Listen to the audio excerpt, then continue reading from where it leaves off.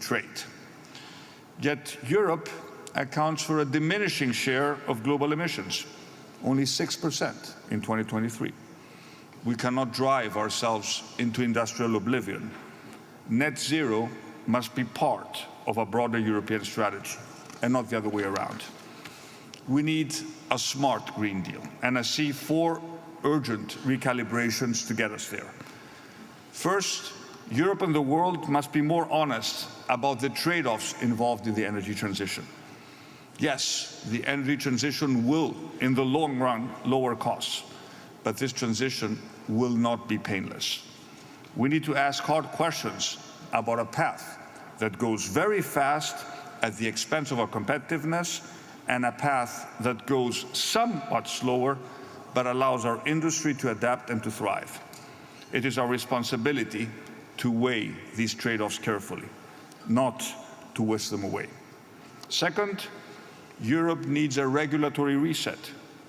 We spend way too much on targets that in truth get limited scrutiny and enjoy limited legitimacy. We learned this lesson when we tried to bring the transition to our farmers. We cannot micromanage this transition. Each country must choose its own ambitious path, clean neutral,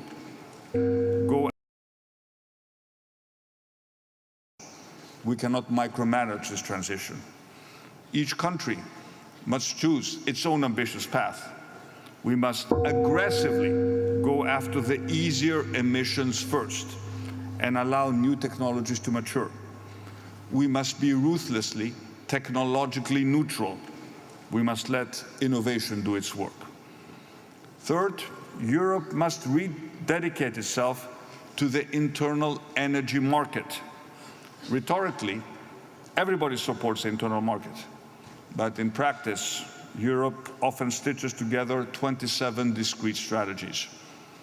We have sometimes a zero-sum mentality within Europe, rather than think about the European and the global interest in a world that is rapidly changing. And the easiest way to strengthen the internal energy market and to bring about the green transition and to lower electricity prices is to invest in our grids. The Draghi report was very clear on this.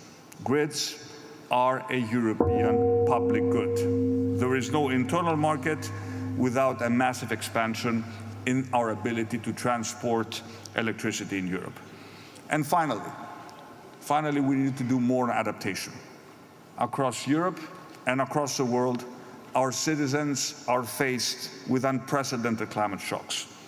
We need more resources to prepare, to respond in time in order to save lives and livelihoods, and to help people and communities rebuild after disaster. We cannot focus so much on 2050 that we forget 2024. I am committed as ever to the EU Green Deal. Europe must and will remain a global leader in the transition. But we must be smart and pragmatic, focused on data and science with increased flexibility and with a renewed sense of the things that Europe united can accomplish. We cannot waver in our determination to address climate change. Italy. Your Excellency, you have the floor. And without leaving anyone behind. Thank you very much.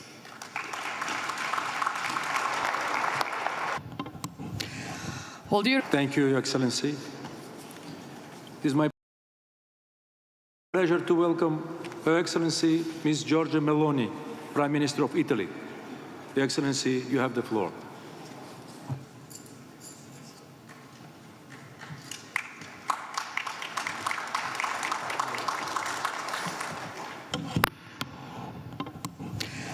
Well, dear colleagues, this summit, for which I thank Azerbaijani's presidency, is called upon to contribute further momentum to the effort to limit the global temperature increase to within 1.5 degrees.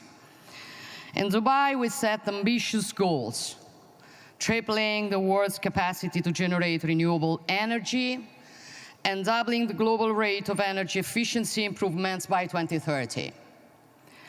Reaching this goal requires everyone's cooperation, starting with the major emitters of greenhouse gases, and adequate financial support. During this conference, we will work to adopt the new climate finance target. Reaching a valuable compromise requires sharing responsibilities and overcoming divisions between developed nations and emerging and developing economies. Italy intends to continue to do its own part. We are already allocating a large amount of the more than €4 billion budget of our climate fund to Africa, and we will continue to support initiatives such as the Green Climate Fund and the Loss and Damage Fund, as well as continue to promote the involvement of multilateral development banks. But it is equally a priority that the decarbonization takes into consideration our production and social systems sustainability. We must protect nature with man at its core. An approach that is too ideological and not pragmatic on this matter risks taking us off the road to success. Will double in the next decade. This will boost energy consumption. Neutrality is the right approach. In demand for artificial intelligence development. We need a balanced energy mix to enhance the transition process. Look, the world population will reach technologies, not only renewables, but also gas, biofuels, hydrogen, CO2 capture, and in consumption. Also considering the increasing demand for artificial intelligence development. We need a balanced energy mix to enhance the transition process. We must use all available technologies, not only renewables, but also gas, biofuels, hydrogen, CO2 capture, and only renewables, but also gas, biofuels, hydrogen, CO2 capture, and nuclear fusion.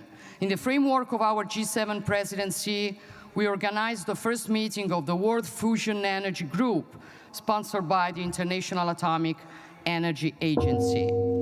We intend to relaunch this technology, which could be a game changer, as it can turn energy from a geopolitical weapon into a widely accessible resource. And then let's work for a new energy diplomacy to multiply opportunities for cooperation between the global North and the global South. Our destinies are interconnected, and from energy connections, we can draw great opportunities. This is the reason why the Climate Energy Nexus is one of the pillars of our Mattei Plan for Africa, the peer-to-peer cooperation strategy that Italy is pursuing, and that I am very pleased to see Azerbaijan, as president of the COP29, has valued as part of the Climate for Peace initiative. Under the Italian presidency, the G7 has promoted new and concrete initiatives, such as Energy for Growth in Africa, to develop infrastructure for green energy production and distribution, and the Adaptation Accelerator Hub to support the world's most vulnerable nations in their climate change adaptation and mitigation efforts. So, dear colleagues, like any COP, it is up to our policies that will enable my daughter and her generation to. We know that we may not, as William James would say, act as if what you do makes a difference. I'm a mother. Thank you.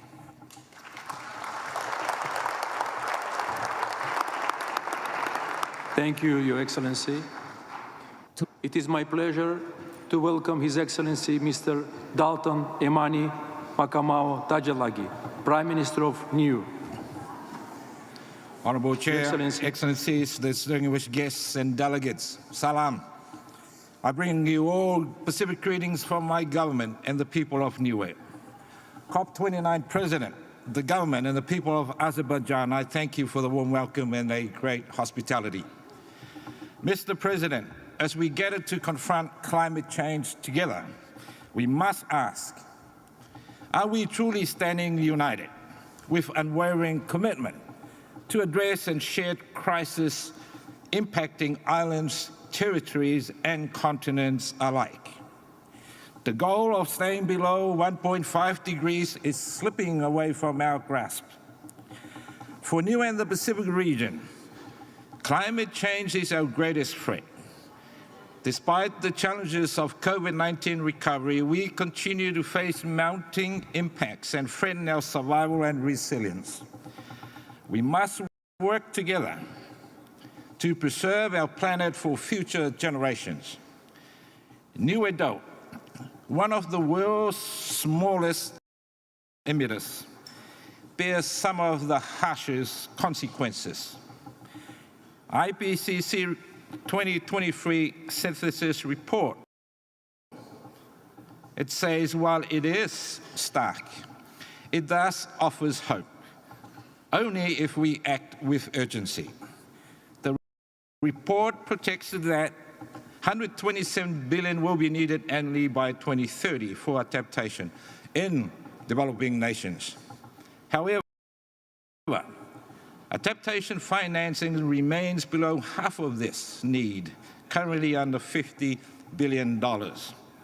Developed nations must finalize the new collective quantified goal for climate change, dedicating at least 50% to adaptation and to fully support and fund the Loss and Damage Fund established at COP27 as a matter of justice for the communities already enduring the worst impacts of climate change, and request urgent, simplified and additional funding for small island development states. We call on multilateral climate funds to streamline access processes, making them efficient and accessible for the most vulnerable countries, for the Pacific and others that ensure timely and reliable. Accessible finance is not optional. It is essential. Funding requires strengthened capacities within our nations. If the 100 billion annually climate finance target is realized, with 5% allocated to the Pacific, we will need the capacity to effectively manage and implement this support. Pacific Islands countries face an increasingly urgent need for adaptation finance as climate impacts deepen. Although new emissions are negligible, we remain committed to our national determined contributions and national adaptation plans. To achieve this, access to the right technologies and resources is essential, as is the financing to implement them. Capacity building will empower us not only to meet climate goals, but to access finance effectively. Let us unite. Let us unite in solidarity at this COP and beyond to foster collective actions towards true climate resilience. I thank you. Saiko, God bless. Thank you, Your Excellency. It is my pleasure to welcome His Excellency, Mr. Philip Edward Davis, Prime Minister of the Bahamas. Your Excellency, you have the floor.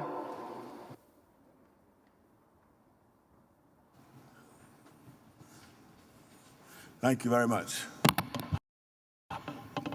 May I begin by expressing my thanks to the President and people of Azerbaijan for the warm welcome and gracious hospitality bestowed on us. We wish you peace and prosperity.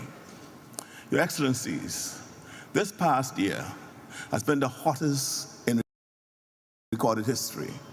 For the first time, for more than 12 months, global temperatures have exceeded the warming threshold of 1.5 degrees Celsius. We are dangerously close to a line beyond which there is no return, a line that separates the world as we know it from a world that will be unrecognizable. Our choice today will either be remembered as the moment we step forward together or as the instant we allow the world to slip from our grasp. How will they judge us? Will they say we were too timid, too divided to say what we had the power to protect? Already the catastrophic climate events witnessed around the world in responding to these life, property, infrastructure. And yet, we persist and national. I ask you to look beyond borders, beyond flags. The fires that devour your forests, the hurricanes that shatter our homes are not distant misfortunes, but shared tragedies. What we endure, you endure. What we lose, you lose. And if we fail to act, it will be our children and grandchildren who bear the burden, their dreams reduced to memories of what could have been because of what we have saved. This is the fundamental principle underpinning this United Nations framework.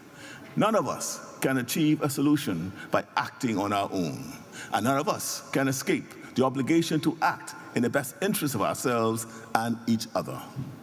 Our survival is in our hands, and hope lies not in waiting, but in moving forward with the fierce determination to secure a future that humanity deserves. In order to protect that shared interest, now and into the future, urgent, serious action is needed to reduce carbon emissions. We know this. We know this.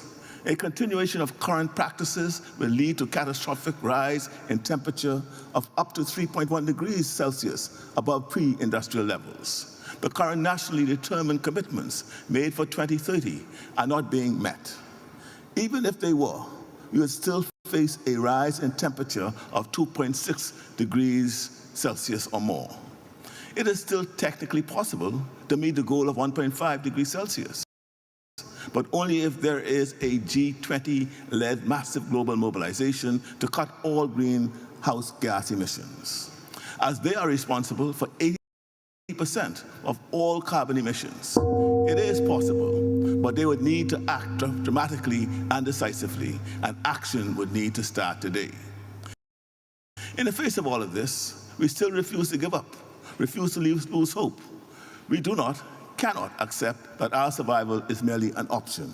And so, in the Bahamas, we continue to play our part. We continue to preserve and protect the forests of grasses in our seas, which are estimated to absorb more carbon than the Amazon rainforest. If the Amazon provides the lungs to the planet, our seagrasses are its hidden blue heart. We will continue our transition to sources of renewable energy, and we will continue to pioneer the use of blue carbon credits to support the architecture of international climate finance. We want to play our part, but alone we cannot succeed in any of it. We simply do not have the resources, and each hurricane, each climate disaster leaves us with even less. Your Excellencies, we must not forget this historic achievement of the Paris Agreement. In Article 9, the special circumstances times more in debt states and least developed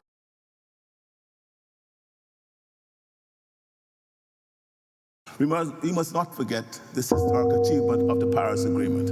In Article 9, the special circumstances of small island developing states and least developed countries were addressed in its climate finance provisions. The numbers paint a clear picture. Small island states have spent 18 times more in debt repayments than they have received in climate finance. Our special circumstances require more action, not less. These provisions must urgently now be fully operationalized, along with the other funding commitments previously made. Merely describing the circumstances is not enough. And even as we now approach the 11th hour of an agreement, we are deeply concerned that some of the parties now systematically seek to erase this fundamental provision of the Paris Agreement. The greatest challenge we face isn't just political will, it's political change. We are witnessing governments come to power that are retreating from climate commitments, dismissing the Paris Agreement, and turning inward. This isn't a crisis we can afford to address sporadically, nor is it a battle that can be won in isolated chapters, written and erased with every election. If we leave climate action to the whims of political cycles, our planet's future becomes precarious, very precarious. The climate crisis does not pause for elections or to accommodate the sway of changing political ideas or tides. It demands continuity, commitment, and most of all, solidarity. Excellencies, the world has found the ability to finance wars, the ability to mobilize against pandemics. Yet when it comes to addressing the most profound crisis of our time, the very survival of nations, where is that same ability? It is time to turn ambition into action, promises into plans, and plans into survival. Thank you. Thank you, Your Excellency. It is my pleasure to welcome His Excellency Mr. Fileti Pinatala Tio, Prime Minister of Tuvalu. Ladies and gentlemen, with all our protocols duly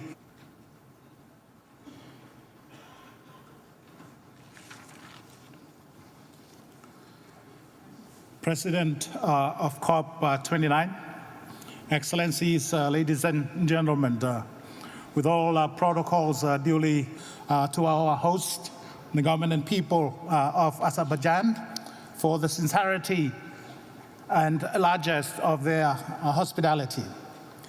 President, I am delighted and indeed honored to speak at this Leader Summit for the first time as the Prime Minister of Tuvalu, a leader of a country that is not only one of the most vulnerable countries to the impact of climate change, but of a country that is also forecasted for more than 50% of its land territory to be regularly flooded by regular tidal surges in a matter of a mere 26 years' time, by 2050. So, President, I am acutely conscious and aware of the greenhouse emission trajectory we are on. We must therefore accelerate our climate action. This COP must be the COP that put us back on track to a 1.5 degree Celsius trajectory. And there is no time to waste. We must learn and respond appropriately to the lessons from the global stocktake. A clear direction from this COP is necessary, if not imperative, to urgently accelerate the deployment of renewable energy and energy efficiency technologies. As the Finance COP, we must conclude the new collective quantified goal on finance to ensure that it delivers the necessary finance to support developing countries meet ambitious mitigation and adaptation goals. It must also deliver the necessary loss and damage and recognize the special circumstances of LDCs and SITs.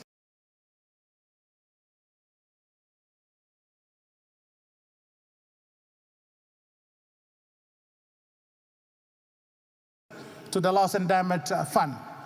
We call for a consultation process that will explore on Article 6 relating to carbon markets. This COP that provide us with the necessary transparency and regular reporting that will instill confidence and assurance that the system is working. President, we would also like to see clear progress on gender issues. Likewise, Tuvalu upholds the noble UN principle of not leaving anyone behind. And in that vein, Tuvalu supports the inclusion of the Republic of China, Taiwan in the COP and related processes and in the UN and its specialized agency. Tuvalu sincerely hope that this COP's concluding decisions will deliver a clear signal that the world is promptly phasing out fossil fuel. Because for Tuvalu and similarly placed country, there is simply no time to waste. I thank you, President. Thank you, Your Excellency. It is my pleasure to welcome His Excellency Mr. Gaston Alfonso Brown, Prime Minister of Antigua and Barbuda. Your Excellency, you have the floor.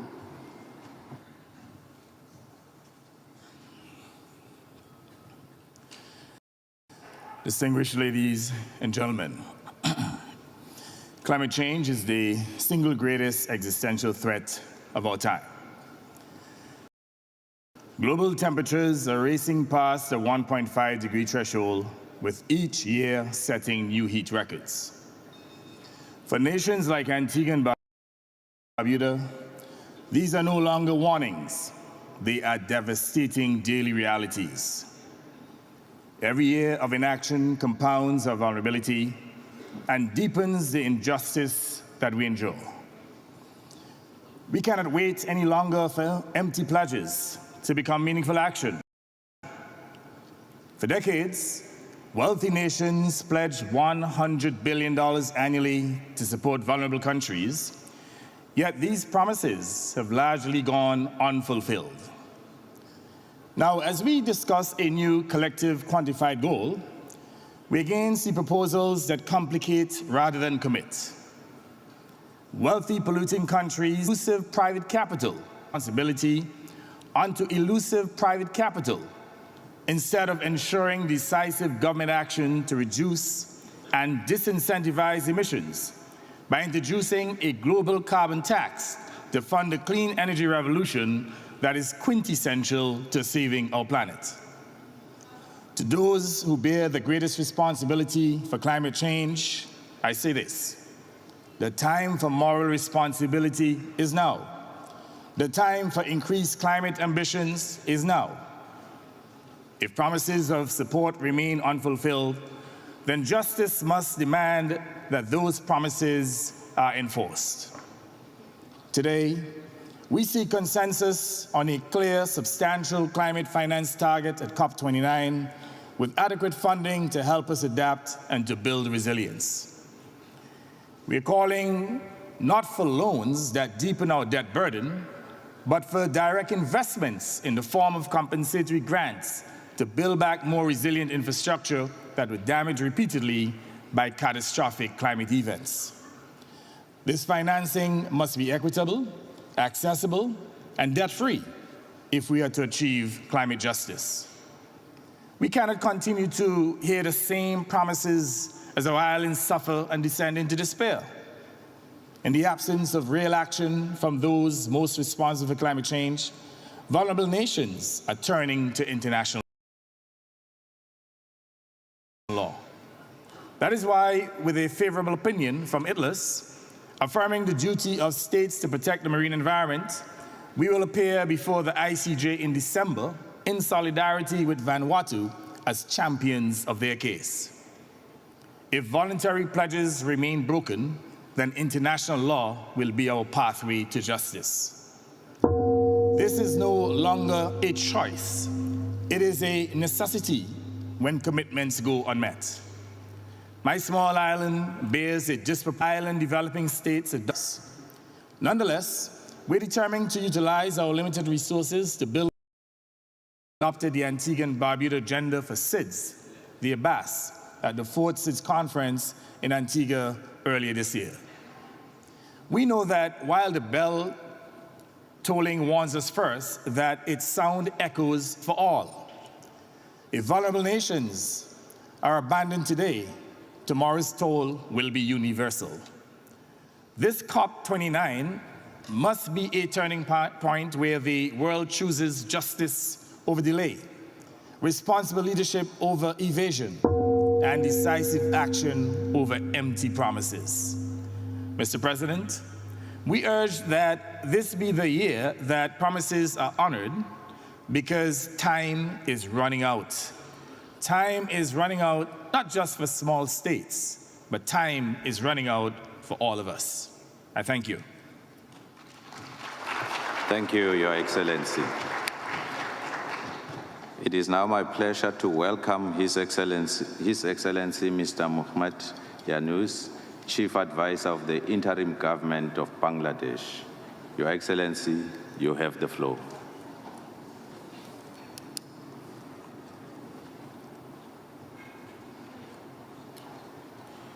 Thank you. Mr. President and distinguished ladies and gentlemen, I seek your permission to present the climate catastrophe in a different perspective.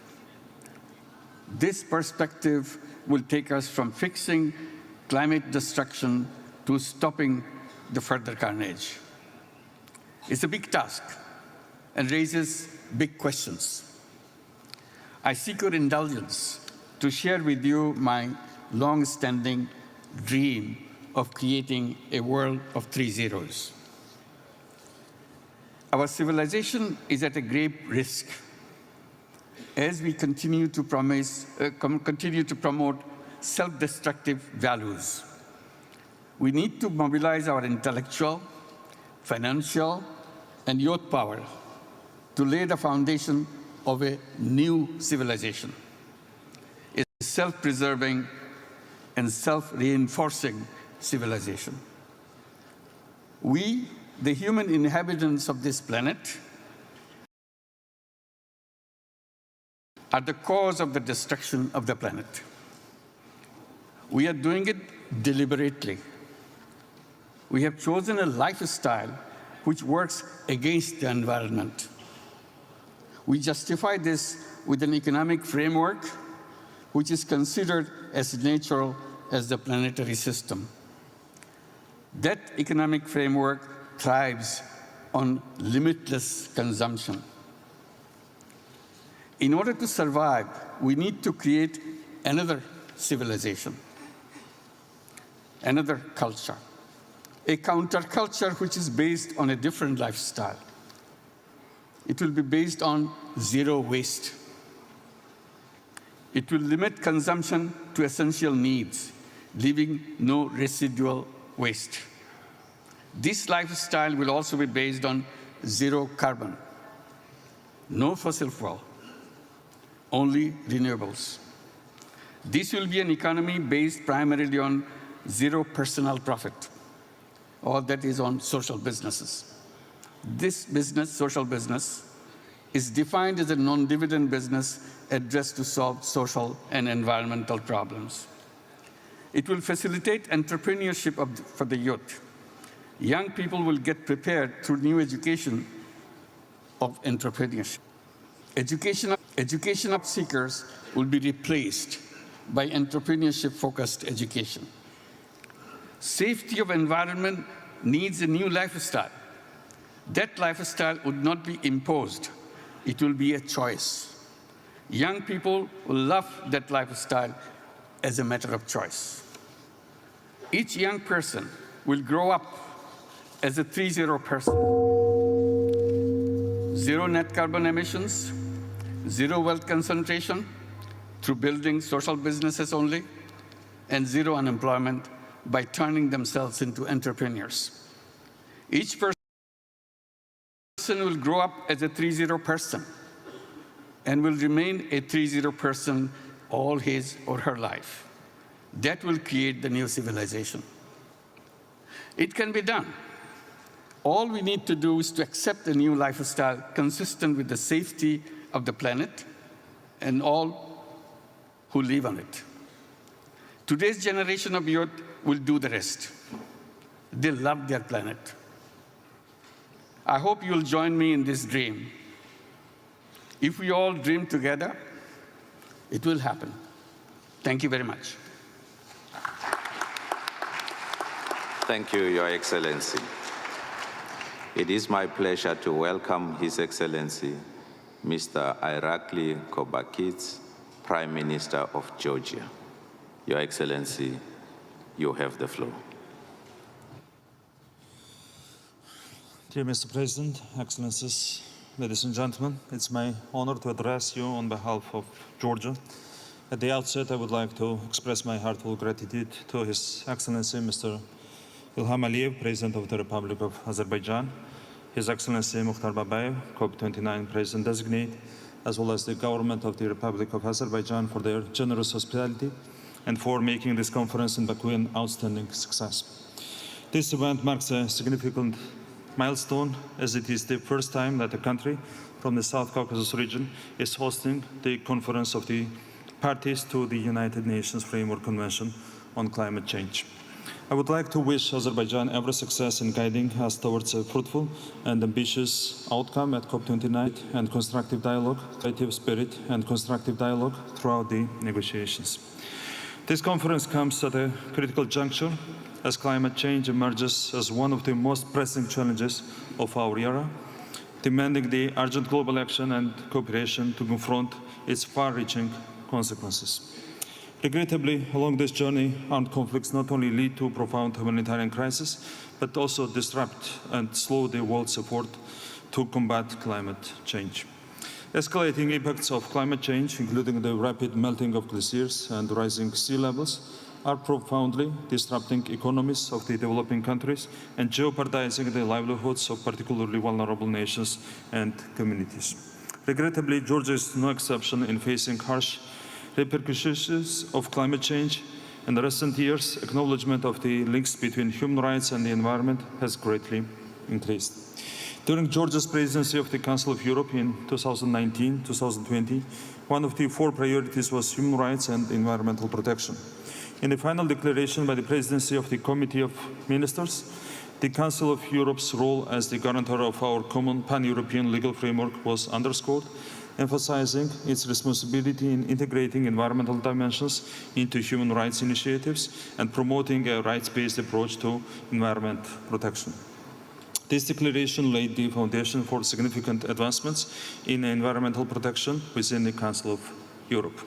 The Constitution of Georgia singles out the right to the environment as a basic right, while in the constitutions of a number of leading countries, the right of life is used when discussing the right to the environment. So does the European Court of Human Rights. In response to these urgent challenges, it's crucial that we remain steadfast in our commitment to halve global greenhouse gas emissions by 2030. Achieving this goal is critical if we are to limit global warming to the 1.5 degrees Celsius target set by the Paris Agreement. The government of Georgia is dedicated to fulfilling its national commitments by taking concrete actions to implement the Paris Agreement. To this end, Georgia is committed to submitting its 3rd generation nationally determined contributions by 2025, consistent with the aim of limiting global warming to within the 1.5 degrees Celsius limit and advancing the vision of Europe as the first continent to achieve net zero emissions. In preparing the new NDC, the government of Georgia is actively engaging key stakeholders by embracing an inclusive, whole-of-society approach. Regrettably, due to the ongoing illegal land of Georgia's territories, with the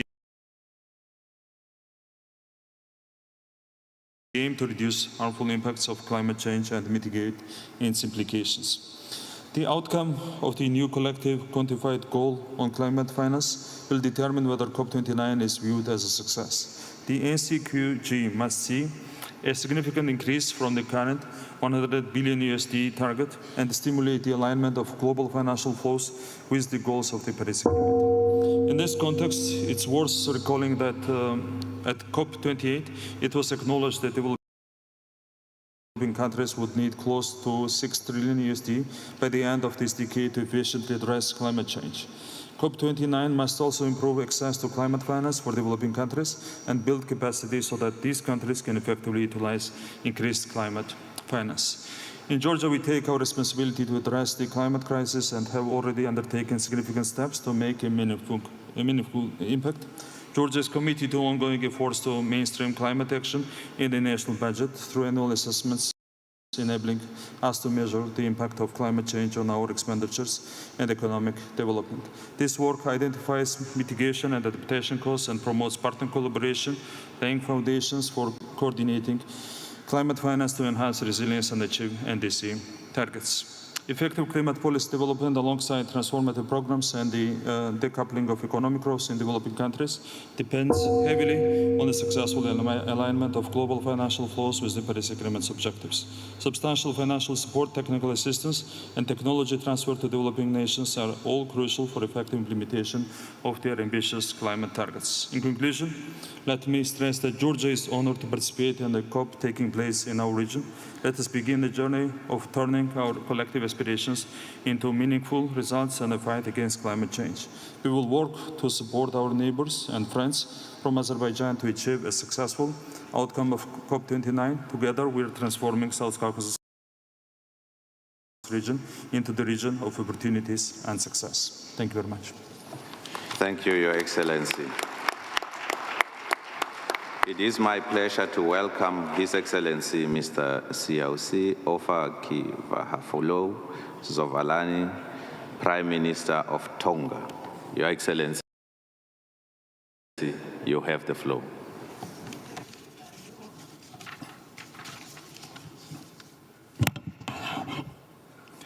Excellencies, ladies and gentlemen, Malo Ilele, and I bring greetings from the Kingdom of Tonga. Mr. President, I congratulate you for assuming the presidency of COP29 29th. My delegation assures you of our unwavering support as you lead us during this vital global climate summit. Climate change has been, is, and will be the most existential threat to Pacific Island nations, including Tonga. The recent findings from the IPCC and national climate assessments once more underscore this fact. Tonga witnesses a concerning increase in the intensity of tropical cyclones over the past decade. We lived through Category 5 systems in 2014, 2018, and 2020. Our sea level rise has risen at an alarming rate of 7.3 millimeters per year, and this surpasses by far the global average. In turn, this has led to severe coastal erosion, frequent flooding, and the loss of crucial infrastructure. The incursion of salt water into lands has damaged groundwater quality. Rising ocean temperatures have caused widespread coral bleaching and a decline in marine biodiversity. The latest NDC synthesis report and UNEP emission cap report paint a sobering picture. We are not on track to meet the Paris climate goal and keep the 1.5-degree temperature limit within reach. We must accelerate the phase-down of unabated coal use and phase out inefficient fossil fuel subsidies. Tonga has a negligible contribution to global greenhouse gas emissions, but we are steadfast in our commitment to implementing commensurate and climate action. Tonga has a negligible contribution to global greenhouse gas emissions, but we are steadfast in our commitment to implementing the necessary climate actions and targets. As the current chair of the Pacific Island Forum, Tonga strongly reiterates the critical importance of commensurate and timely access to climate finance for small island developing states. We reiterate our call on developed countries to fulfill their long-standing commitment to mobilize $100 billion annually. We welcome the establishment of the Loss and Damage Fund at COP27 and emphasize the urgent need to operationalize this fund. We call upon the Green Climate Fund to recognize the robust procedures of multinational organizations such as World Bank and encourage innovative approaches and partnerships such as the Save the Children initiative, in which Tonga is a pilot country. Tonga supports the Unlocking the Blue Pacific Prosperity endorsed by Pacific leaders, aimed to build effective ocean management, robust food system, and sustainable finance. In addition, our Pacific leaders recognize that we need timely, predictable, and scale-up access to climate finance and establish the Pacific Resilient Facility. This is Pacific-led, member-owned, and managed climate and disaster resilient financing facility. We urge global partners to continue this support for these two crucial regional facilities. At a national level, Tonga established a Tonga Climate Fund to accelerate the implementation of our climate action and achieve our vision to be a resilient Tonga by 2035. We further echo the call of Pacific leaders for states and regions to support the 2021 landmark declaration on preserving maritime zones, reaffirming our commitment to safeguarding our maritime zones from the adverse impact of sea level rise. Mr. President, Tonga fully supports the bid from Australia to host COP31, as it will be known as the Pacific COP. In closing, Thank you, Your Excellency. It is my pleasure. Genuine partnership and cooperation among all parties, and we must honor our respective responsibilities, especially now. To welcome His Excellency Mr. Edi Rama, Prime Minister of Albania. Your Excellency, you have the floor.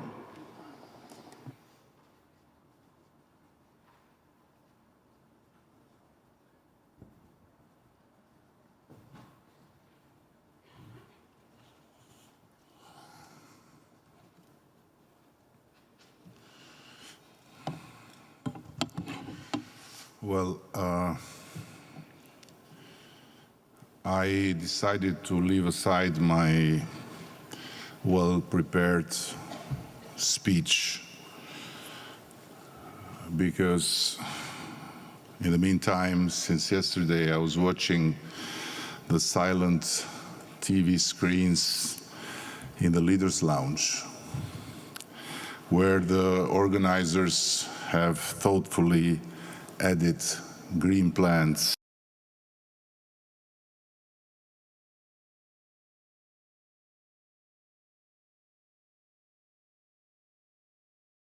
meet and take photos together, while images of voiceless speeches from leaders play on and on and on in the background.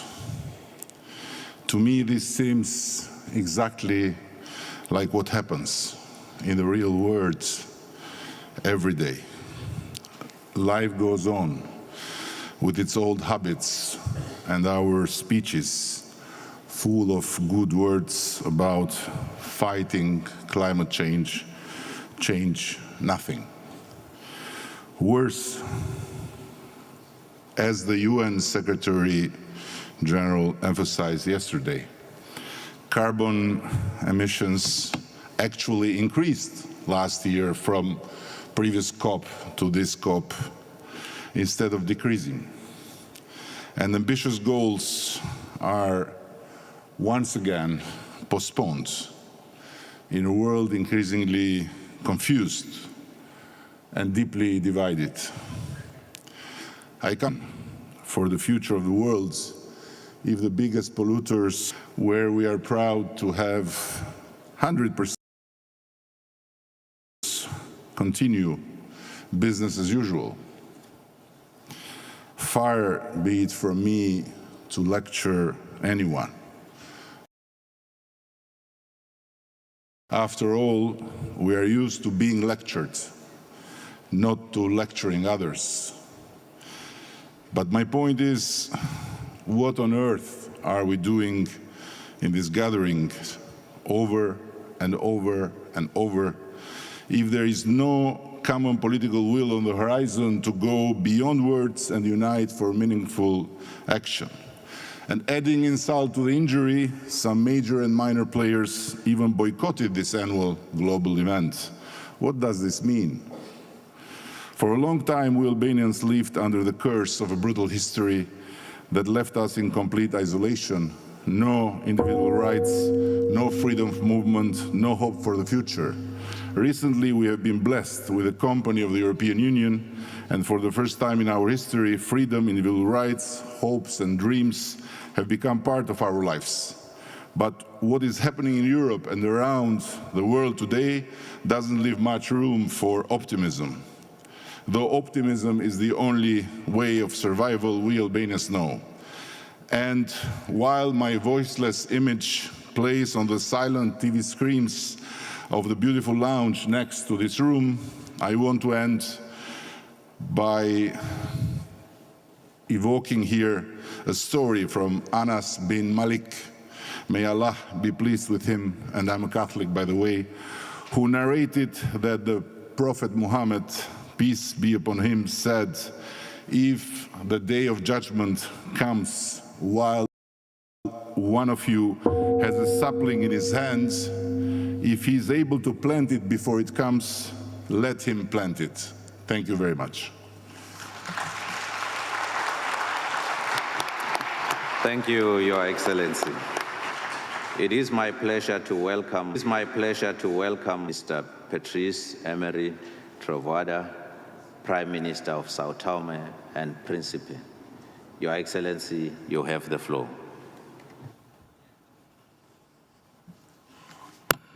Thank you, Mr. President. Excellencies, ladies and gentlemen, allow me first to express our gratitude to the Azerbaijani government for the perfect organization of this event at the utmost importance, which brings together world's leaders, civil society, governmental and multilateral organizations to reinforce the commitment to increase our ambition in reducing greenhouse gas emissions, to address climate finance, and how to turn key climate decisions into concrete action and solid plans. Being member of the Small Island Developing State, I would like to commend the Republic of Azerbaijan for its solidarity on the initiative to support islands. Excellencies, Saint Tomé and Príncipe, an island country located in the Gulf of Guinea, stands out for its natural beauty and unique terrestrial and marine biodiversity, harboring species found nowhere else in the world. As a small island developing state, our country faces specificities and vulnerabilities that make it particularly sensitive to climate change.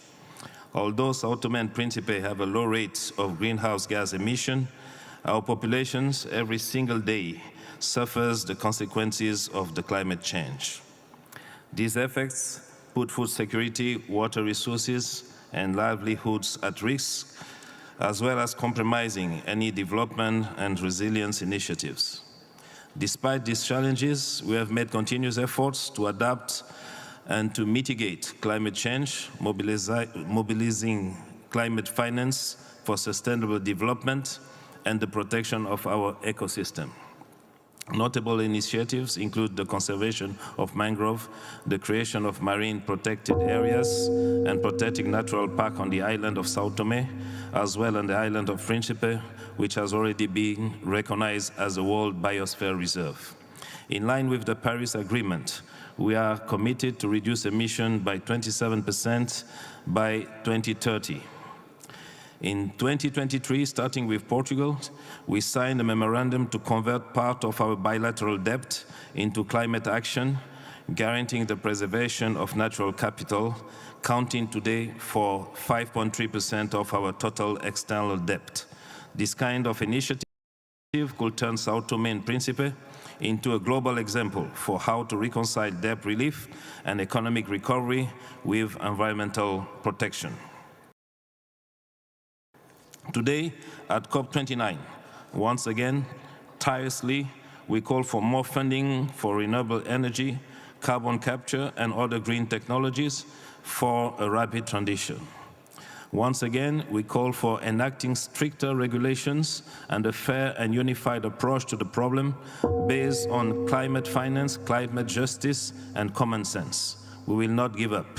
We need to increase global public awareness as independent of geographies, fact and science is unequivocal about the world's conjuncture worsening. We are leaders leading people, and it's our responsibility to ensure that our decision and action brings concrete benefits for them capable of shaping the future of humanity. I thank you. Thank you, Your Excellency. It is my pleasure to welcome His Excellency Mr. Deacon Michel, Prime Minister of Grenada. Your Excellency, you have the floor.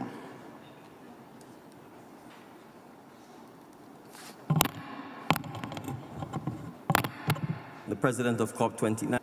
Your Excellency, the President of COP29, esteemed colleagues, distinguished leaders, I extend Grenada's appreciation to the COP presidency for its commitment to leading us through this pivotal moment in our shared climate journey. Grenada, and by extension CARICOM, stand ready to work in partnership with you toward a successful and truly impactful COP29. What do you say in 2 minutes, 30 seconds that makes a difference? I lead a country that this year experienced, for the first half of the year, a 15-year drought.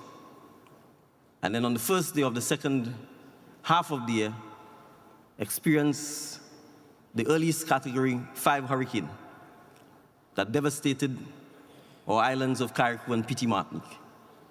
And at this very moment, as I stand here, yet again, my island is being devastated by flash flooding, landslides, and deluge of excessive rainfall, all in the space of a matter of a couple hours. That is the reality lived by small island developing states. And so it takes a lot of courage to come to this event. In fact, it's my first, it may be my last. the reality is, we're not here to beg.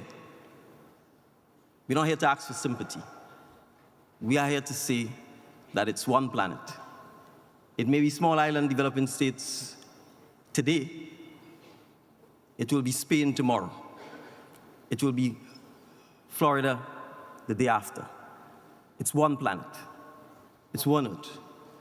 And the partnership that we are asking for, the partnership to finance climate adaptation, the partnership to finance climate resilience, is a partnership that works in the best interests of the planet and of all of mankind. So whether it's innovative financing tools like our catastrophic parametric risk insurance, or whether it's not using a big word like operationalize the loss and damage fund, but actually put the money in the fund and make it available for those of us who suffer the loss and damage, it's a partnership for mutual benefit. Because the lessons we learn in small island developing states of resilience, partnership. Thank you.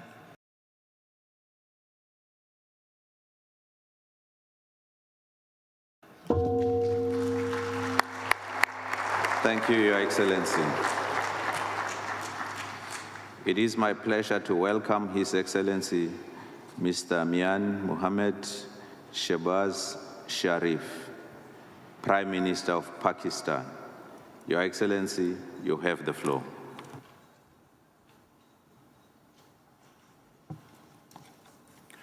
Bismillahirrahmanirrahim. Ya ayyuhallazina amanu taqullaha wa qulu qawlan sadida yuslih lakum a'malakum wa yaghfir lakum dhunubakum wa man yuti' Allah wa rasulahu faqad faza fawzan azima. Excellencies, ladies and gentlemen, I would like to congratulate my very dear brother, President Ilham Aliyev, for organizing a wonderful event to understand the calamities which, unfortunately, some of the countries have already faced, and some will, if we do not act to counter those measures which are so important at this point in time to have conducive environment so that a country like Pakistan, which faced one of the most devastating floods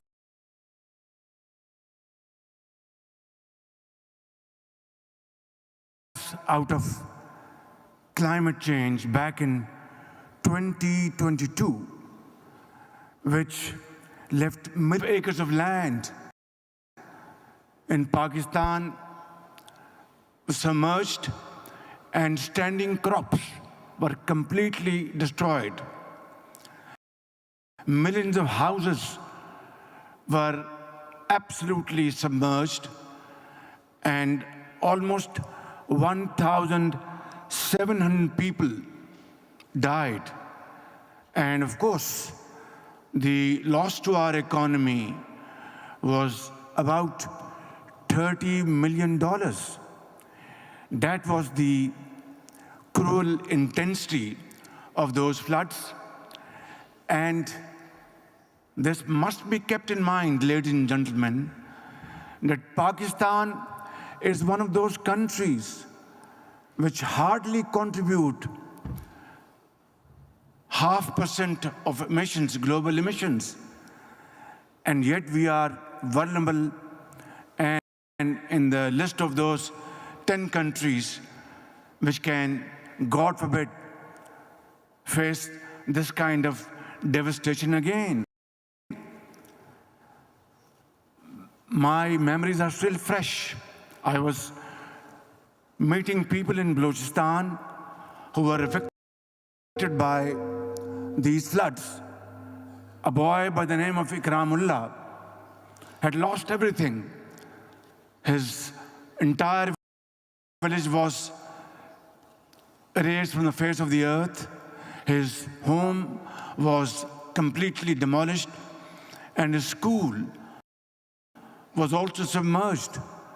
And we had arranged his education to another part of Pakistan. And this boy is becoming a very productive hand of Pakistan, but not for all those who had suffered this calamity in Pakistan and other parts of the world. So, ladies and gentlemen, here is this opportunity that COP29 should understand, make this understanding loud and clear that we will have to fulfill, I think,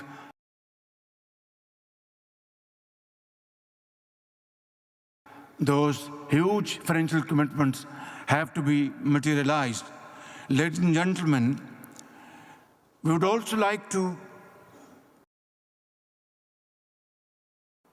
raise this point that 10 years ago in Paris, we had failed to stop the rise in emissions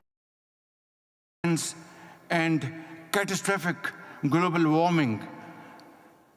And those pledges in Paris 10 years ago, which were made, have yet to see the light of the day. Ladies and gentlemen, as the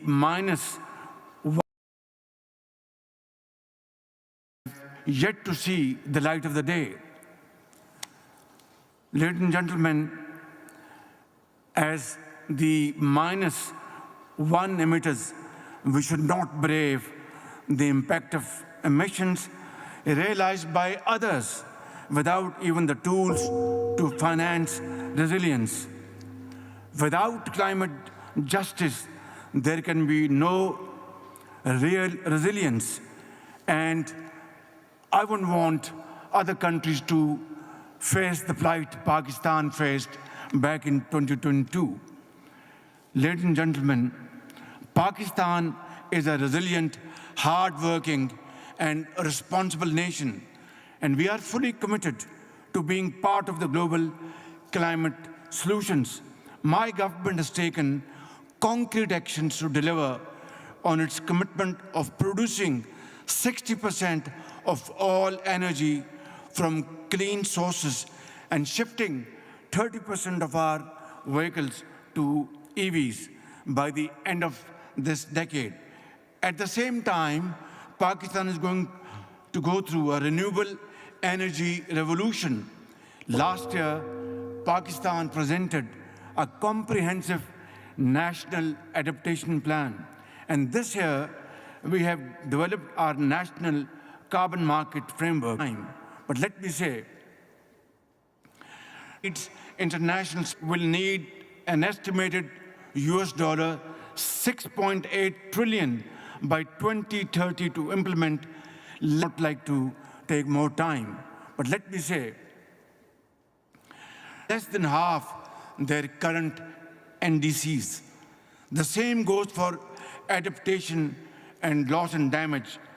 And in COP27, Pakistan led this phenomenon by our very able team, led by Madam Shari Rahman.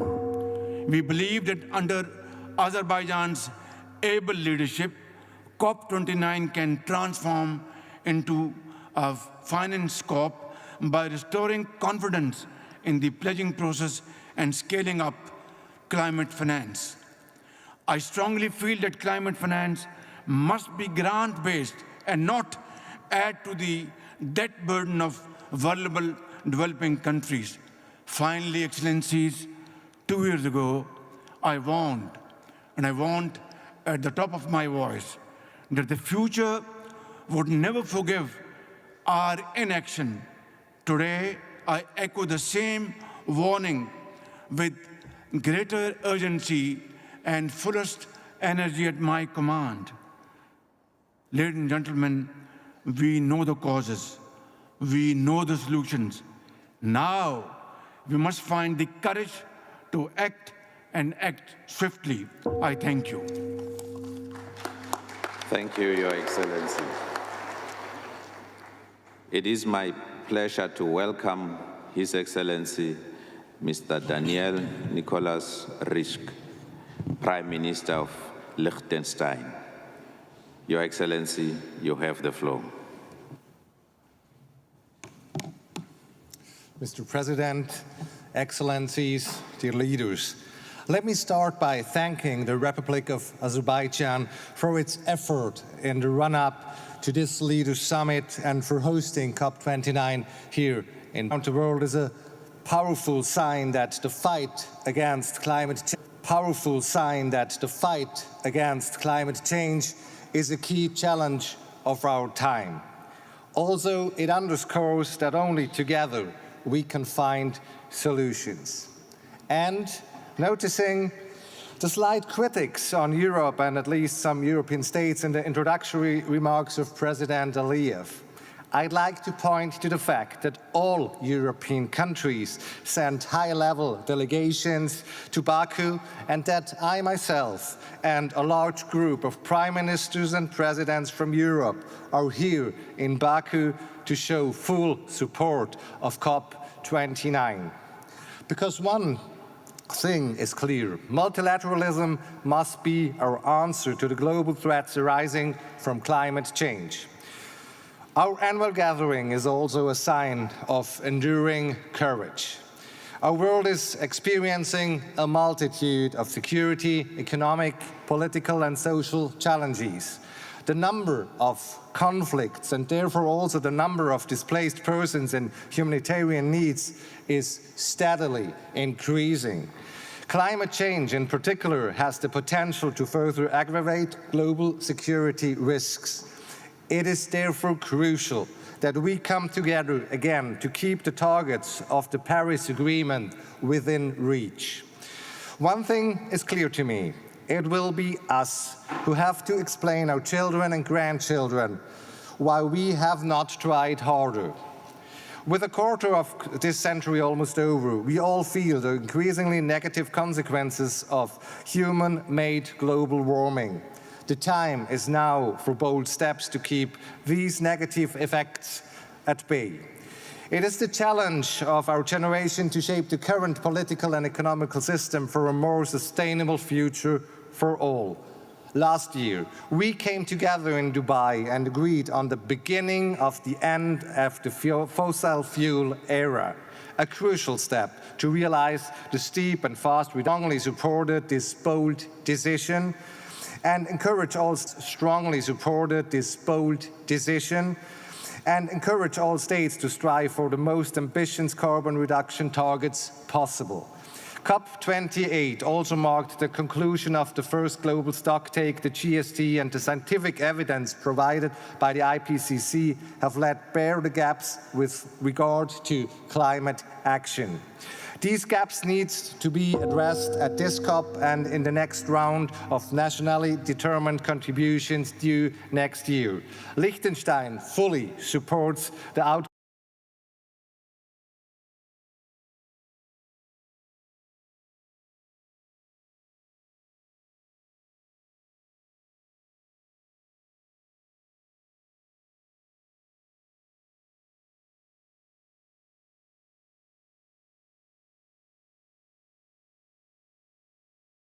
submit its updated NDC in early 2025, well ahead of next COP.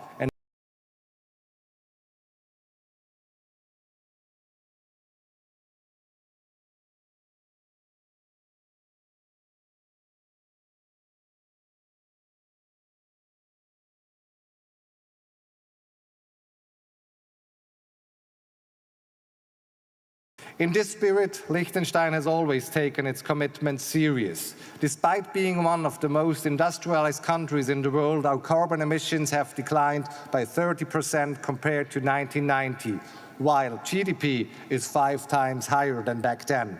This was only possible due to strong commitments from our private sector to actively reduce their emissions and the adoption of ambitious policies.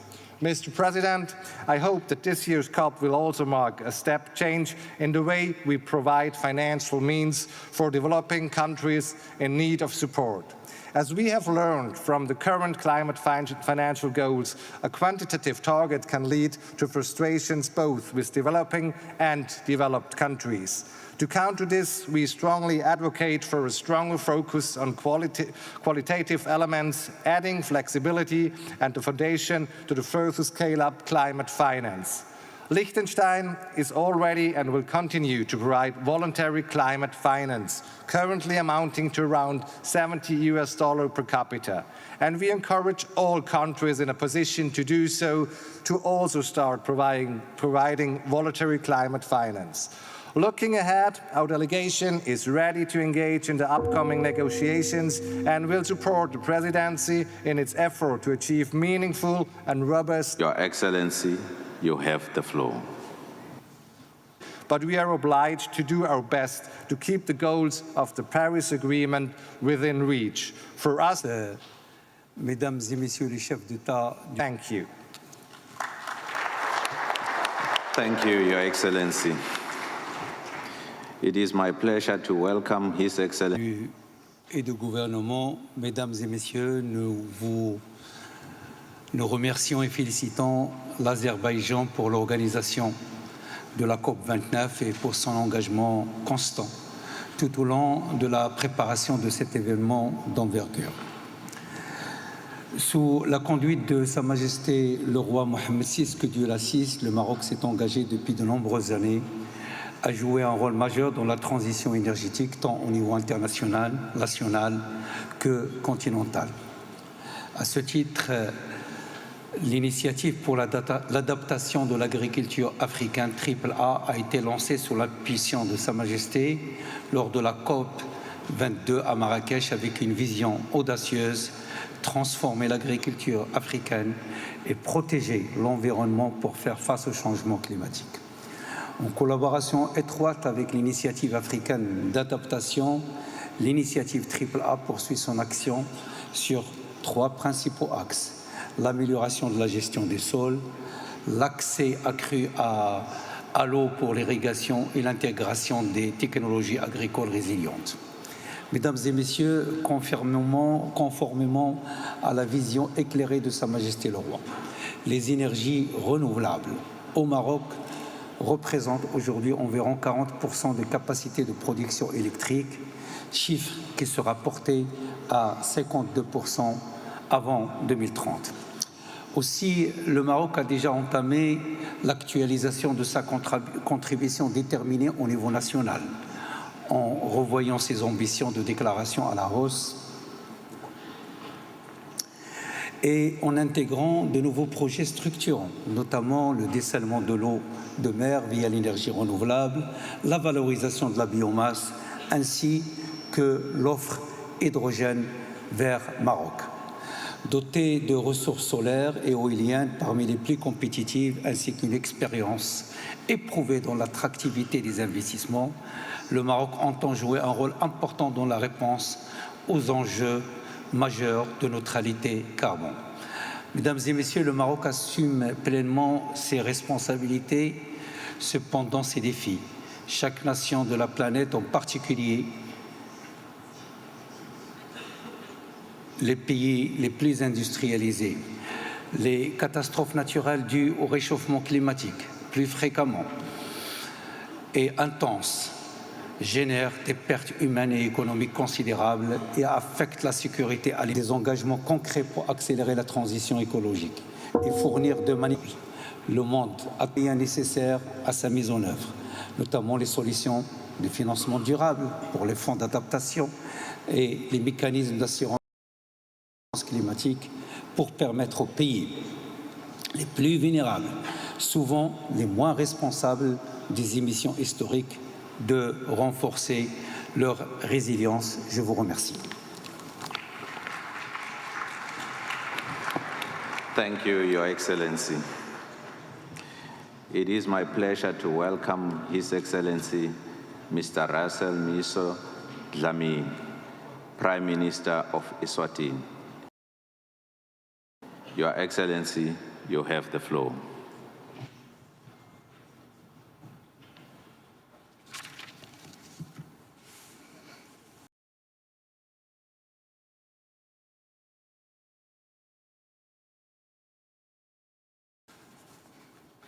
Excellency President Ilham Aliyev, President of the Republic of Azerbaijan, Your Excellencies, Mukhtar Babayev, President of the 29th Conference of State Parties to the UNFCCC. I am honored to deliver this statement on behalf of His Majesty King Mswati III, Head of State of the Kingdom of Eswatini. A year ago, in Dubai, multiple leaders stood on this platform, urging immediate action to tackle climate change. Since then, our countries, Eswatini included, have endured severe climate-induced events. In our case, these ranged from destructive hailstorms to droughts that have upended livelihoods, especially in agriculture, a key sector for the people of Eswatini. Excellencies, it is abundantly clear that we are at a critical juncture. The World Meteorological Organization warns of an 80% chance that global temperatures will exceed 1.5 degrees Celsius above the pre-industrial levels within the next 5 years, a catastrophic milestone. Meanwhile, the UNEP Adaptation Gap report highlights an adaptation cost gap projected to reach up to $340 billion by 2030. After 30 years, the stark question is, depends the fate of all. We must seize what may be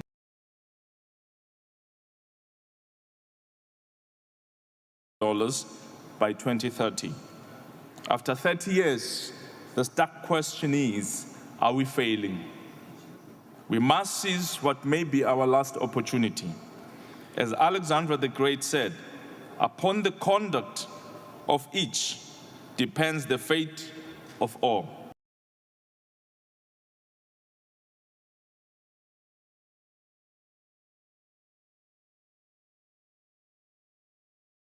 Future call for unity to safeguard our planet. Cooperation must genuinely address mitigation without placing undue burden on poorer nations or sacrificing nature.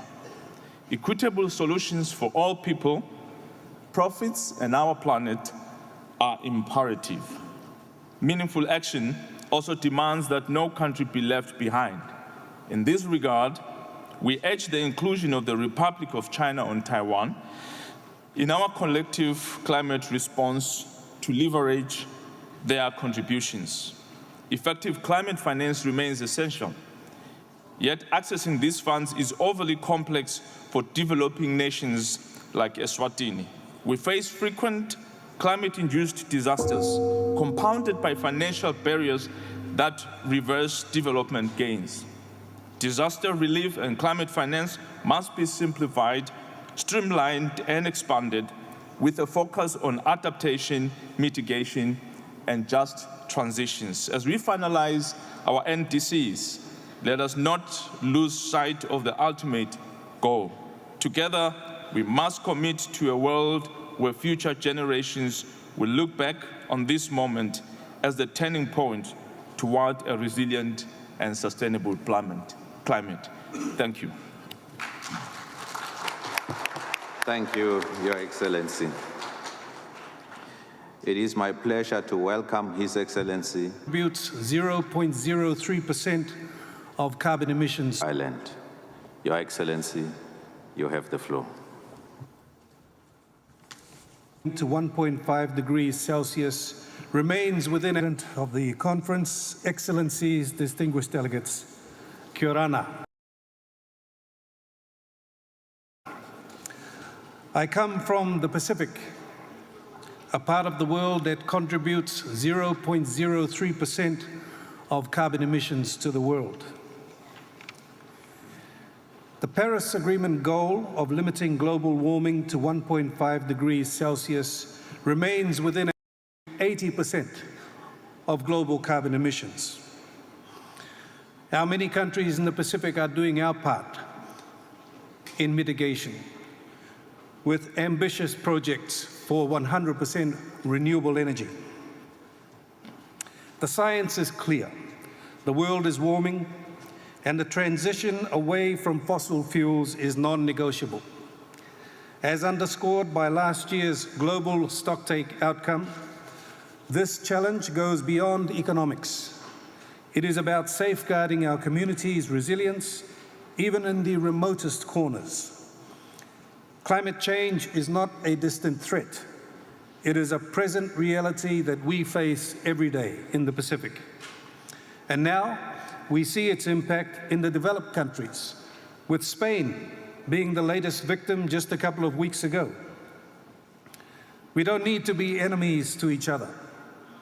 Climate change is and will continue to be the greatest enemy to all of us. We need to work together. Let me talk about climate finance. Climate finance is not just the catalyst for climate action. It is the essential ingredient. Developing countries need sufficient and reliable support to implement the Paris Agreement effectively.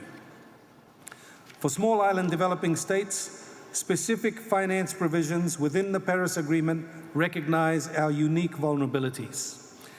A successful new collective quantified goal must reflect this. We call for minimum allocation floors on the new to achieve meaningful progress, SIDS must have with the provision goal. This floor should be no less than $40 billion in grant equivalent terms per year, access to high levels of concessional finance. This means grant funding for adaptation efforts, not loans. It means grant-based finance for loss and damage response. Do the right thing by our countries. Don't make us jump hoops and then wait. Accelerating the financial support will bring us closer to the scaled-up finance and improved access envisioned by the Paris Agreement. While the Pacific faces the brunt of climate change through sea level rise, the erosion of small islands, flooding, droughts, and extreme weather, inaction will lead to consequences felt globally, growing more severe with time. So let us ask ourselves, what if this was my home, my family? This shared sense of humanity should inspire us to work towards tangible, transformative outcomes over the coming days, ensuring that COP29 concludes with meaningful progress. These appeals have been voiced countless times, including by myself at previous COPs. Yet, here we are again, frustrated by inaction, unheard, and facing resistance to the necessary scale-up of climate finance. For the sake of those most vulnerable, we must set a path forward that aligns with the urgent realities we face. My country is ready, again, to play its part.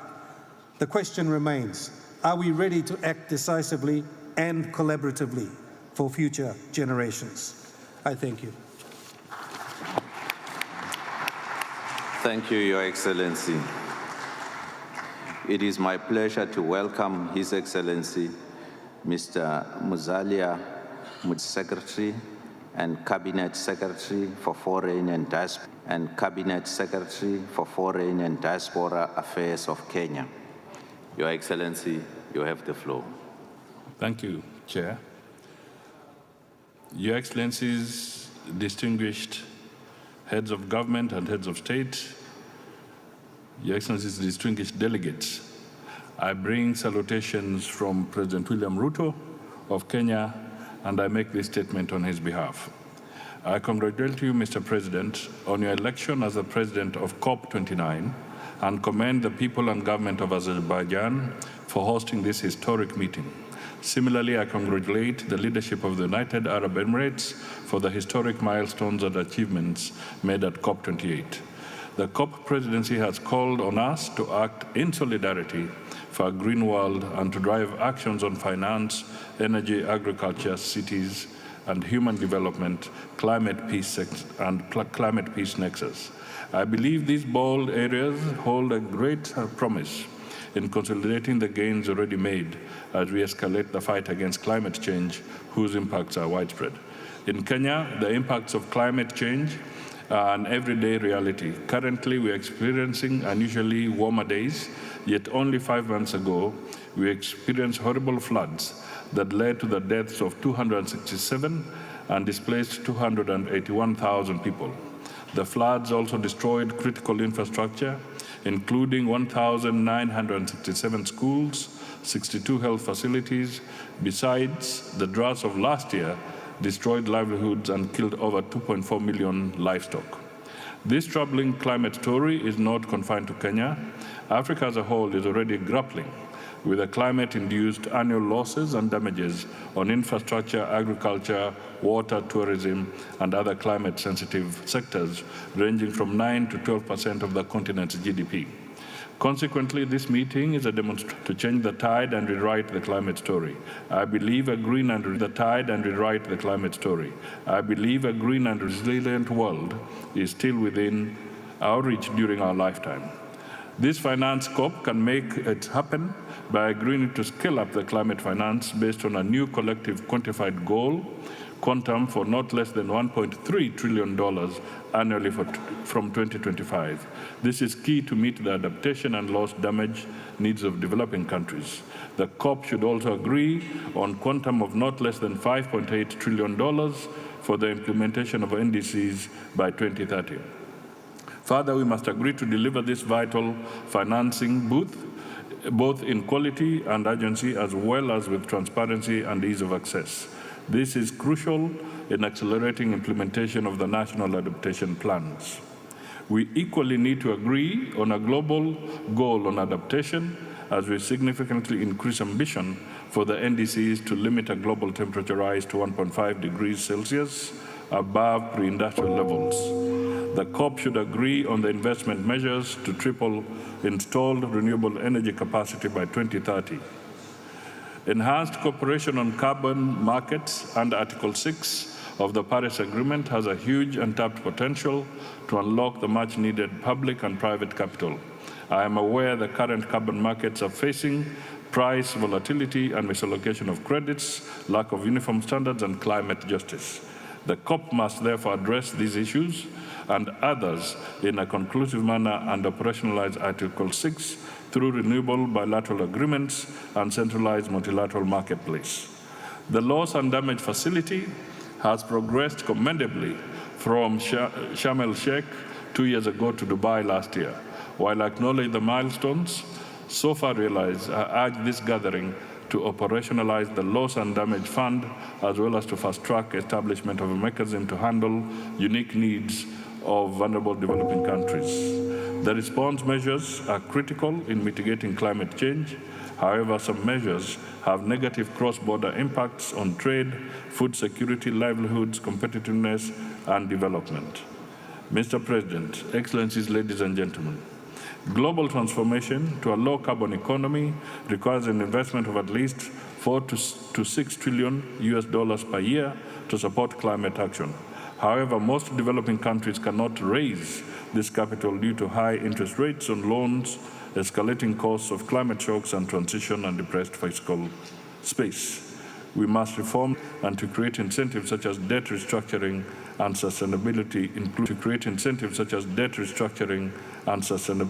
including the high cost of capital, borrowing, as well as scale and agility of climate finance. Technology and innovation are key to providing appropriate practical solutions and to enhancing efforts by developing countries to eradicate poverty.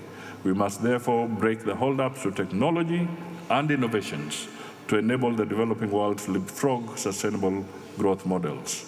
Similarly, we must enhance research and early warning systems to bolster predictive capabilities and avert calamities, as well as transform agricultural and food systems to cut emissions, develop resilience, and create job opportunities. especially for women and youth. Mr. President, to conclude, we need to confront the weak political will and unsustainable economic interests that put profits over people and the planet, standing on the transition to a global low-carbon economy to achieve a green world.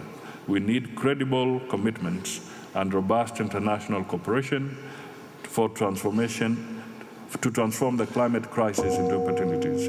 We can do it, and we should do it. I thank you all. Thank you, Your Excellency. It is my pleasure to welcome Her Excellency Ms. Judith Suminwa Tuluka, Prime Minister of the Democratic Republic of Congo. Your Excellency, you have the floor.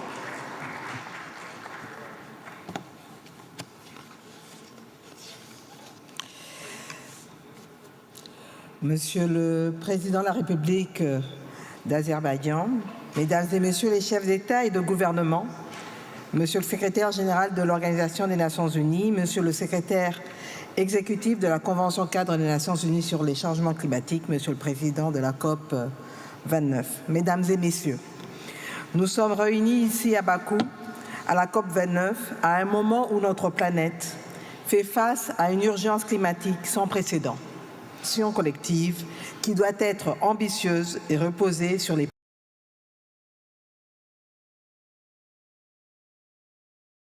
principes de justice, d'équité et de solidarité.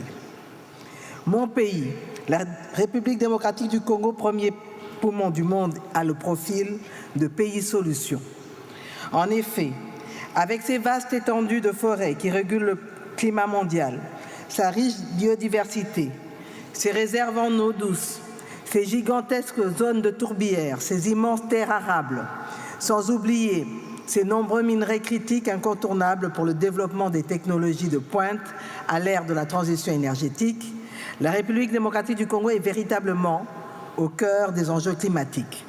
Cependant, elle reste extrêmement vulnérable aux effets néfastes du changement climatique.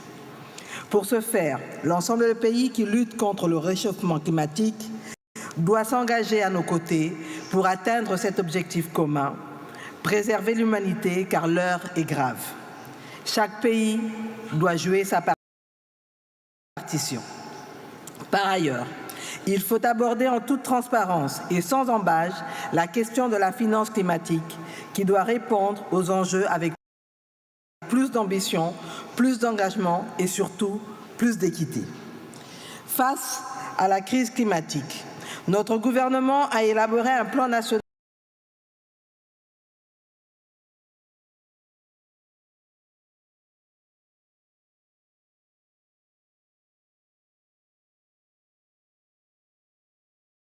accélérer l'opérationnalisation du fonds de réponse aux pertes et préjudices.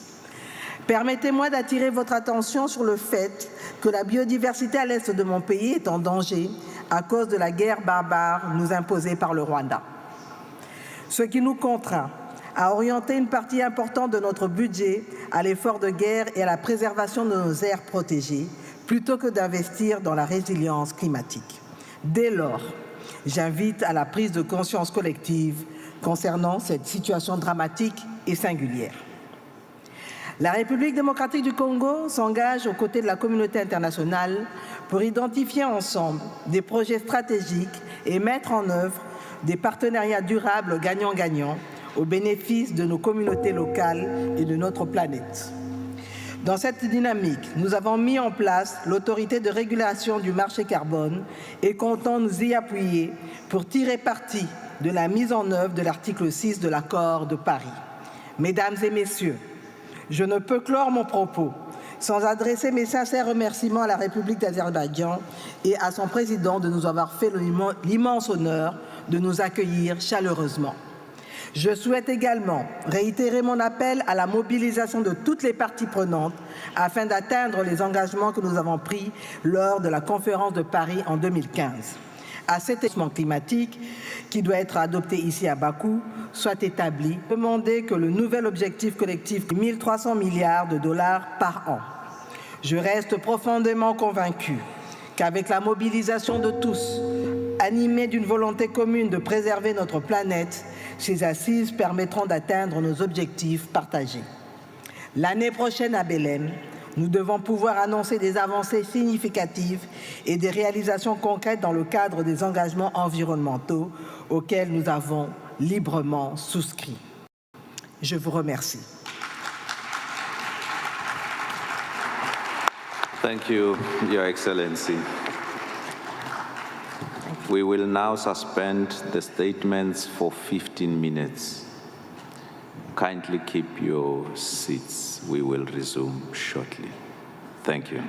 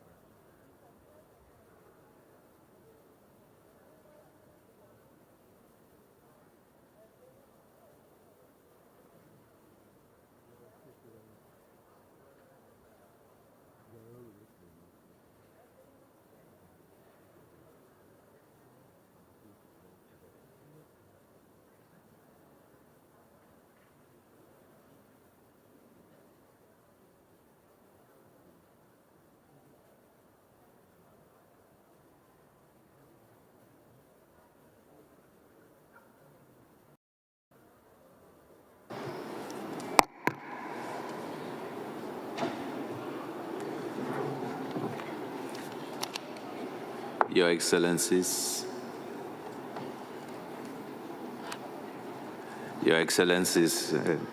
dear colleagues, we will now hear the special messages.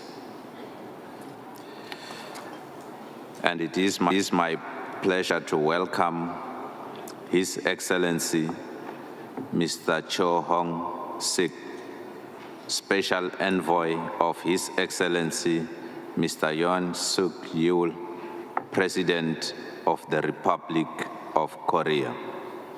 Your Excellency, you have the floor.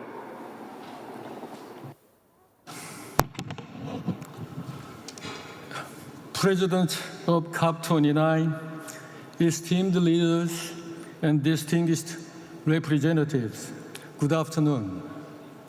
I'm honored to join COP29 as the special envoy of President Yoon Suk Yeol of the Republic of Korea. At last year's COP28 in Dubai, we reaffirmed our commitment to achieving carbon neutrality by 2050, aiming to meet the 1.5 degrees Celsius target. We took crucial steps with the UAE consensus, pledging to triple renewable energy capacity and accelerate low-carbon technologies like nuclear power and hydrogen. These are foundational steps toward the world we envision. Here at COP29, we must now establish the mechanisms to translate these commitments into action. A new climate finance goal is essential to reach the 1.5 degree target, and I hope COP29 will adopt a framework that is both ambitious and achievable. Setting strong emission reduction target is also vital as the impacts of climate change are becoming severe globally. This year alone, Korea experienced an exceptionally long and hot summer. Time to act is now. Time to act is now. With our vision as a global pivotal state, Korea is dedicated to supporting climate resilience in the global south. Our official development assistance increased by 30% this year, with a particular focus on green ODA for countries most vulnerable to climate change. Additionally, Korea recently pledged an extra $300 million to the Green Climate Fund and $7 million to the Loss and Damage Fund, underscoring our commitment to shared solutions. Domestically, we are also advancing a green transition targeting a 40% reduction in greenhouse gas emissions by 2030. This is ambitious for an energy-intensive, manufacturing-based economy, but we are fully committed to meeting this challenge. As part of our strategy, we are preparing our 2035 nationally determined contributions in alignment with the 1.5 degree Celsius goal and the 2050 neutrality target. Our carbon-free energy initiative, developed in partnership with Japan, the Czech Republic, and UAE, and the IEA supports a diverse mix of carbon-free energy sources, establishing standards for global implementation. Climate change is a shared and urgent challenge. We are already seeing the cost of delayed action. If we fail to act decisively now, the climate may reach irreversible tipping point. I hope COP29 will give us inspiration to take bold steps toward achieving the 1.5 degrees Celsius target for the benefit of present and future generations.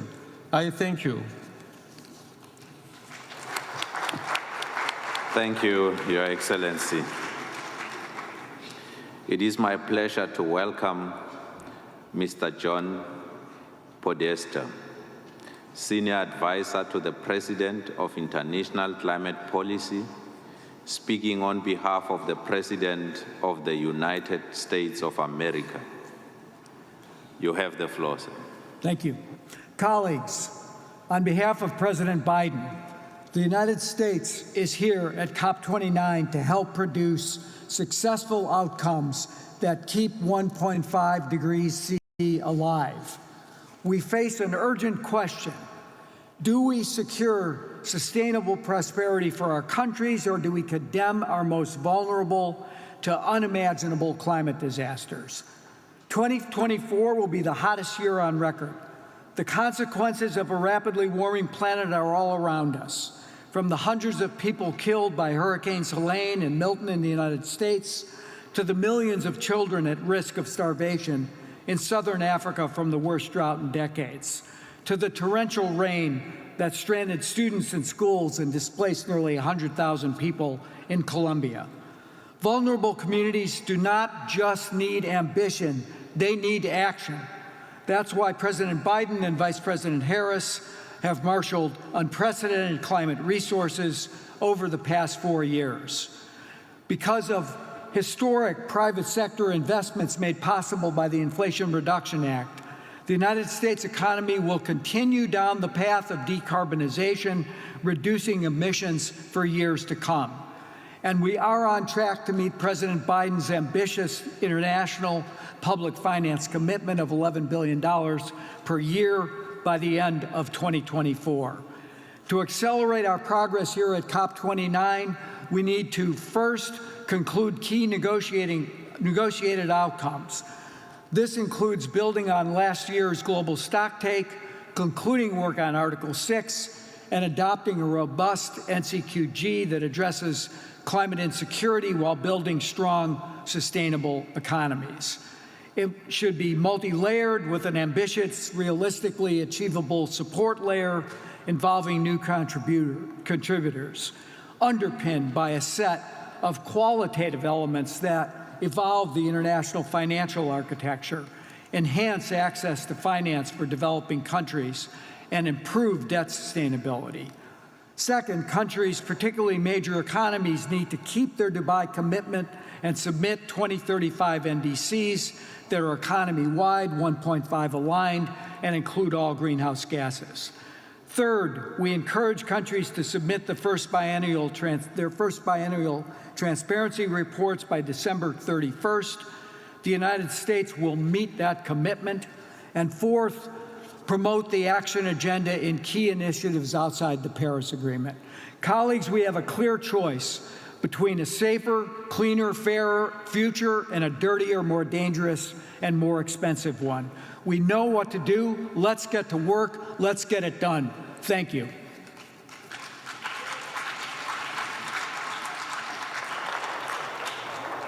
Thank you. As I've indicated, we will shortly resume the first part of the high-level segment for statements. Please remain in your seats.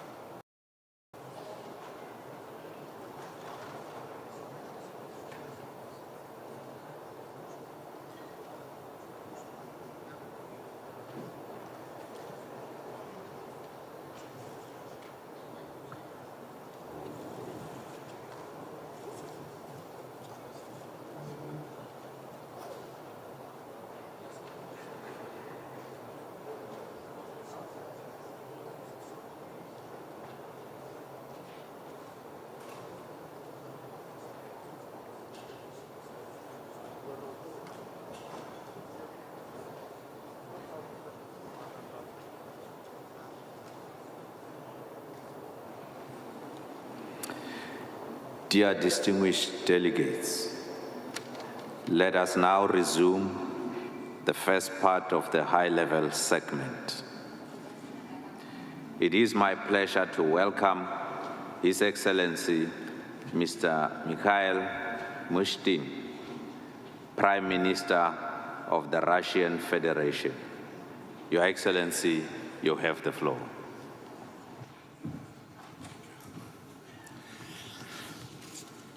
Уважаемый господин председатель, дамы и господа, приветствую всех участников конференции. Под руководством президента России Владимира Путина Россия активно участвует в мерах, которые принимает международное сообщество для противостояния глобальным изменениям климата, чтобы обеспечить благополучие будущих поколений. Нам удалось сократить выбросы парниковых газов более чем в 2 раза от уровня 90-го года. К 2060-му планируем выйти на углеродную нейтральность, упор делаем на повышение энергетической эффективности, на развитие электротранспорта, внедрение современных решений в сельское и лесное хозяйство. В России уже 85% энергобаланса приходится на чистую низкоэмиссионную генерацию, но это в первую очередь газовая, атомная энергетика и возобновляемые. Наращиваем собственные мощности для декарбонизации отраслей. Используем, конечно, и природные возможности. У нас расположена 5-я часть глобальных лесных ресурсов. Объем поглощения превышает 1 миллиард тонн эквивалента углекислого газа в год. Президент России Владимир Путин подчеркивал, что наша страна выступает за объединение усилий в борьбе с изменениями климата. Здесь я бы выделил 4 приоритета. Прежде всего, это согласование новой коллективной цели в области климатического финансирования в интересах развивающихся государств. Надо сделать их поддержку реальной и отвечающей условиям, в которых они находятся. Причем средства должны направляться и на декарбонизацию отраслей с высоким показателем выбросов. Далее важно, чтобы переход к низкоэмиссионной энергетике шел без ущерба для развития стран с низким уровнем доходов. Нельзя использовать проблему глобального потепления как предлог для дискриминации, недобросовестной конкуренции и введения искусственных ограничений. Также необходимо внедрять практические механизмы реализации международных договоренностей, необходимо создание единой системы оценки качества климатических проектов. Ну и, конечно, нужно наладить кооперацию научных сообществ. Национальные исследования способны пополнить и уточнить данные об изменениях климата в мировом масштабе для принятия эффективных решений по декарбонизации и адаптации. Уважаемые коллеги, Россия остается приверженной целям низкоуглеродного развития. Мы совершенствуем наше законодательство, оказываем добровольное содействие уязвимым странам на климатическом направлении и готовы продолжить такую работу в тесном диалоге со всеми заинтересованными государствами. Спасибо за внимание.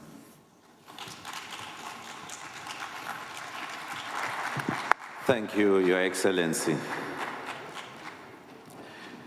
This brings us to the end of our national statements for today.